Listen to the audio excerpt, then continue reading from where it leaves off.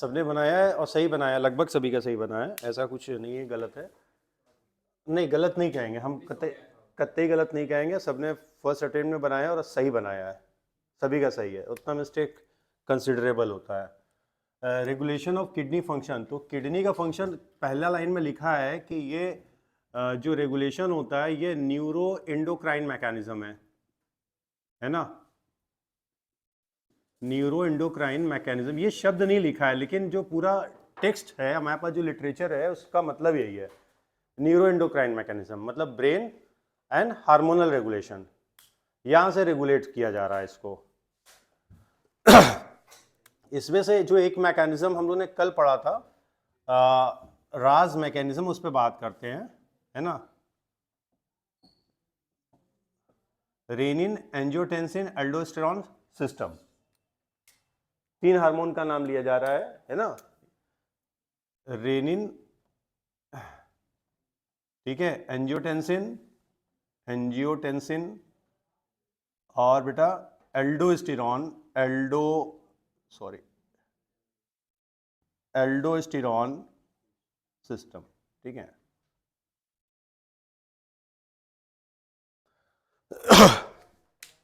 तो पूरा प्रोसेस तो आपको समझ में आ ही रहा है कि glomerular blood flow, glomerular blood pressure और GFR, glomerular filtration rate decrease हो रहा है। तो इसके डिक्रीज होने से हो क्या रहा है कि जो जेजी सेल है, जेजी सेल है ना, जक्स्ट्रा ग्लोमेरुलर सेल्स, जो कहां पे बनी थी, एट द कांटेक्ट या जंक्शन ऑन अफरेंट आर्टियोल और डीसीटी, कल उन्होंने बनाया था। तो उसमें स्पेशल सेल मॉडिफिकेशन होता है जो कि हार्मोन सिक्रीट कर रही है, जिसे नाम क्या देते हैं हम लोग, रेनिन। सनी समझ में आ रहा है। जीएफआर का वैल्यू कितना सा, 125 मिलीलीटर पर मिनट। ये वैल्यू अगर कम हो रहा है, इसका वैल्यू अगर कम हो रहा है, लगातार कम हो रहा है, तब ये सेल एक्टिवेट हो जाएगा और ये क्या करेगा, एक प्रोटीन को जिसे एंजियोटेंसिनोजेन कह रहे हैं, इसको कन्वर्ट कर देगा एंजियोटेंसिन फर्स्ट में, है ना। लोकेशन बना हुआ है कौन कहां से रिलीज हो रहा है, ये समझ में आ रहा है।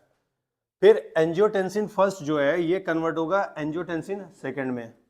इसके लिए आपके पास एक एंजाइम है, angiotensin converting enzyme, AC is the angiotensin converting enzyme, clear है। ये फर्स्ट को कन्वर्ट करेगा एंजियोटेंसिन सेकंड में।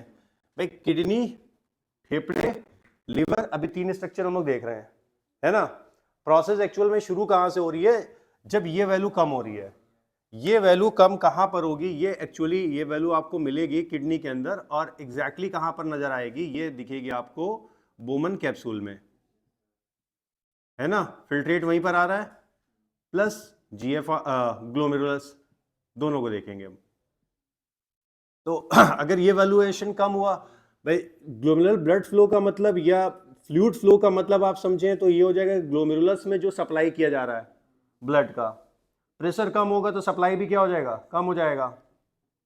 तो ये पूरा मैकेनिज्म एक्टिवेट हो जाएगा। अब एंजियोटेंसिन सेकंड जो बन रहा है, ये जाकर एक तरफ तो स्टिमुलेट कर रहा है एड्रिनल कॉर्टेक्स को ऑफ द एड्रिनल ग्लैंड, जहां से हार्मोन निकल रहा है एल्डोस्टेरॉन। एल्डोस्टेरॉन प्रमोट कर रहा है सोडियम और वाटर कैरियर एब्जॉर्प्शन को in the distal convoluted tubule, right.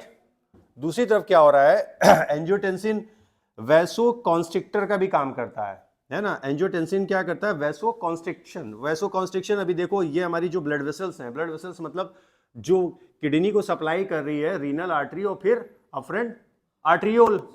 तो अफरेंट आर्ट्रियोल का जो ल्यूमेन है उसको कॉन्स्ट्रिक्ट कर देगा, है ना, उसको क्या करेगा, कंस्ट्रिक्ट करेगा। तो जब ये ल्यूमेन वाइडर से नैरो होगा तो यहां पर ब्लड फ्लो क्या होगा, बढ़ जाएगा, और बीपी भी क्या हो जाएगा, बढ़ जाएगा। तो जीएफआर की वैल्यू भी क्या होगी, नॉर्मल कंडीशन में आएगी। गिरी है, गिरने का मतलब 125 थी तो हो सकता है 120 हो गई हो, 100 हो गई हो, 90 हो गई हो, इस पे बहस नहीं, लेकिन कम हो गई, जो ऑप्टिमम वैल्यू उससे कम हुई है ना। तो अब यहां पे ये वैल्यू क्या होगी, बढ़ना शुरू होगी। तो अब ये वैल्यू जब नॉर्मल से ऊपर जाना शुरू होगी, नॉर्मल कितनी, 125 पे आके रुक जाना चाहिए। अब वैल्यूएशन यहां पे तो लगातार हार्मोन ये मैकेनिज्म चल रहा है, तो वैल्यूएशन धीरे धीरे क्या होगी, बढ़ना शुरू होगी। तो अब एक और सिस्टम एक्टिवेट हो गया, यानी कि ब्लड का फ्लो ज्यादा किसके पास आ रहा है, हार्ट के पास आ रहा है, आ रहा है एट्रिया को आ रहा है। तो ऐसा नहीं कि वेंट्रिकल से जाना है, आना कहां पर है, एट्रिया के पास। तो एट्रिया के पास जब ब्लड ज्यादा आएगा तो वहां पे स्पेशलाइज सेल क्या होंगी, एक्टिवेट हो जाएंगी। जो पंप कर रहा है उसकी कहानी नहीं है, जिसके पास ब्लड आ रहा है। तो एट्रिया में स्पेशल सेल्स हैं, ये सिक्रीट करती हैं एक और पेप्टाइड हार्मोन जिसको बोलते हैं ANF, एट्रियल नाट्रियूरेटिक फैक्टर। ये क्या करता है, इसने वैसो कंस्ट्रिक्शन किया था, ये वापस आकर इस चीज को वैसो डायलेट कर देगा। तो वैल्यूएशन फिर से क्या होगी, नॉर्मल की तरफ आएगी। हम किताब में लिखा है कि डिक्रीज कर जाएगा, लेकिन वो नॉर्मल। अब डिक्रीज का मतलब ये थोड़े होगा कि मान लो यहाँ 125 से ऊपर चला गया तो वो घटा के वापस 100 लेकर चला आएगा। ये मैकेनिज्म क्या है, मैकेनिज्म का मतलब है कि उस कंडीशन को मेंटेन करना है। कम हो रहा है तो ज्यादा की तरफ लेके आओ, ज्यादा हो रहा है तो कम की तरफ लेके आओ। कोई दिक्कत किसी को यहां तक? मैकेनिज्म समझ में आया? रास मैकेनिज्म क्या, रेनिन एंजियोटेंसिन एल्डोस्टेरॉन सिस्टम। ये भी ना याद है तो आप रेनिन एंजियोटेंसिन सिस्टम याद रखिए। कोई जरूरी नहीं कि एल्डोस्टेरॉन का भी नाम याद, बोलते हैं रास मैकेनिज्म, लेकिन दो हार्मोन को जरूरी याद रखना है, रेनिन और एंजियोटेंसिन, साथ ही साथ आपका एल्डोस्टेरॉन है। कोई सवाल किसी को अभी? नहीं। अच्छा, एक और यहां पे दिया हुआ था, उसका हाइपोथैलेमस पे बात हो रही थी, है ना, कल हम लोगों ने बात किया था इस पे, हाइपोथैलेमस। तो हाइपोथैलेमस जो है यहां से सिक्रीट हो रहा है वैसोप्रेसिन, वैसोप्रेसिन है ना, also called anti diuretic hormone. तो एंटी डायूरेटिक हार्मोन क्या कर रहा है, ये वाटर का, सोडियम का भी, केवल वाटर का, साफ साफ देख के बताना क्या लिखा है किताब में, उसी पे बात होगी, है ना।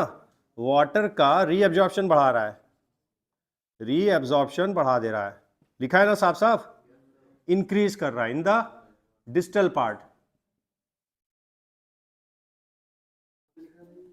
देखो कहां,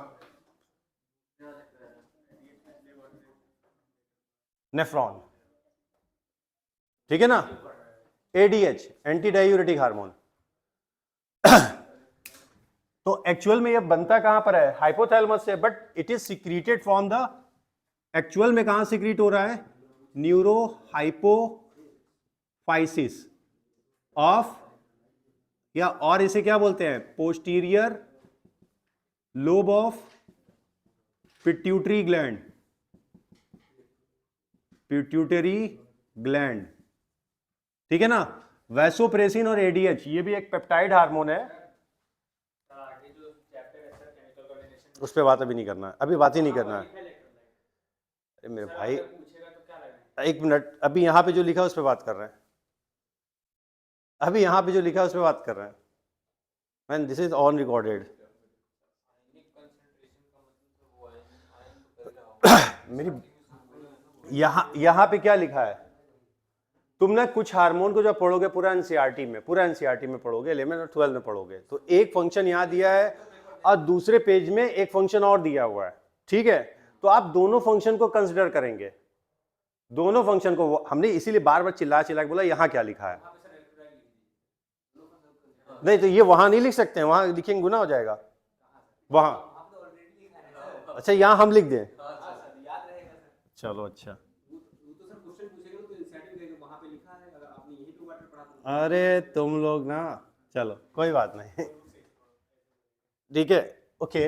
तो पॉइंट क्या मैं बताता है, हाइपोथैलेमस में ये बनता है और फिर कहाँ भेज दिया जाता है, न्यूरो हाइपोफाइसिस में, और न्यूरो हाइपोफाइसिस से ये सिक्रीट होता है ऑन डिमांड, जैसी बॉडी की डिमांड है उस हिसाब से इसका क्या किया जाता है, सिक्रीशन होता है। बना कहाँ, हाइपोथैलेमस ऑफ द ब्रेन, ठीक है, and then send to the neurohypophysis, posterior lobe of pituitary, and then secreted from the this structure neurohypophysis and promote the water and electrolyte absorption. कहां पर, distal part of nephron. This is over. आगे बढ़ जाए, सविता पूछना है कुछ?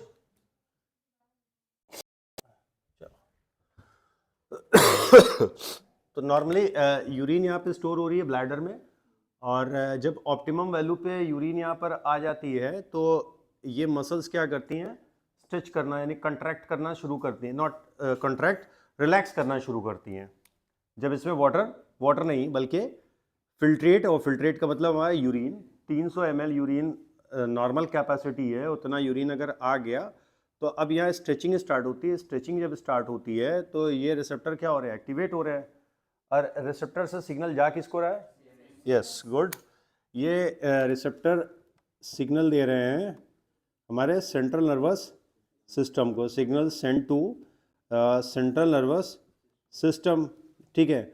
और central nervous system से फिर एक मोटर मैसेज आ रहा है ना, मोटार मैसेज, ये मोटार मैसेज स्मूथ मसल्स को आ रहा है, ठीक है ना, और ये कॉन्ट्रैक्ट कर रही है। साथ ही साथ मैसेज एक और आता है हमारे सीएनएस से, यहाँ पे कुछ रिसेप्टर्स होते हैं जिनको हम लोग स्फिंक्टर रिसेप्टर कह सकते हैं, इस पे आता है। तो ये क्या होते हैं, रिलैक्स होंगे, और जब ये रिलैक्स होंगे तो यूरिन आउटपुट बाहर जाएगा। ये एरिया जो है इसे हम लोग क्या नाम देते हैं, यूरेथ्रा, ठीक है ना। तो length of urethra in case of male is long as compare to female, ठीक है। जो लेंथ होता है यूरेथ्रा का वो थोड़ा सा वेरिएबल होता है, इन case of female it is short, while in case of mail it is long. तो फीमेल एंड मेल में इसका साइज वेरिएबल हो सकता है, बट हम लोग जो समझ रहे हैं उस पर बात करते हैं कि यहाँ पे नॉर्मल कंडीशन में हम 300 ml यूरिन आउटपुट आ रहा है और यूरेटर के थ्रू आया, और फिर यहाँ पर क्या हुआ, स्ट्रेचिंग शुरू हुआ, रिसेप्टर एक्टिवेट हुए, इन्होंने सिग्नल भेज दिया हमारे सेंट्रल नर्वस सिस्टम को। सेंट्रल नर्वस सिस्टम से मैसेज किसको आ रहा है, अगेन इस मसल्स को आ रहा है थ्रू द मोटर न्यूरॉन, और देन यूरिन आउटपुट बाहर आ रहा है, जो यूरिन का फॉर्मेशन हुआ है। सविता क्या प्रॉब्लम है, प्रॉब्लम नहीं है, गरिमा एक बार पढ़ो पूरा, कस के पढ़ना या ऑन रिकॉर्ड चल रहा है।